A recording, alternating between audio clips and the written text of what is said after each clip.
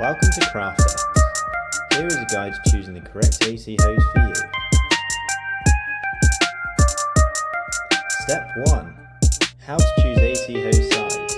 This simple procedure will determine whether you need a 5-inch or 5.9-inch AC hose. If you decide to go with procedure 1, measure inside diameter of your unit-specific coupler using tape measure. Or, if you decide to go with procedure 2, measure outside diameter of your old AC hose using tape measure. Step 2. How to choose AC hose thread direction. This simple guide will determine whether you need a clockwise or anti-clockwise AC hose. Ensure that you choose an AC hose with the opposite thread direction to your AC unit coupler.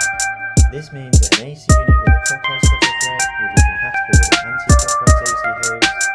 An AC unit with an anti-clockwise coupler thread will be compatible with clockwise AC hose, and an AC unit with a universal coupler thread will be compatible with clockwise and anti-clockwise AC hose.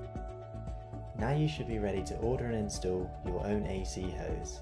Feel free to contact us if you still have any questions.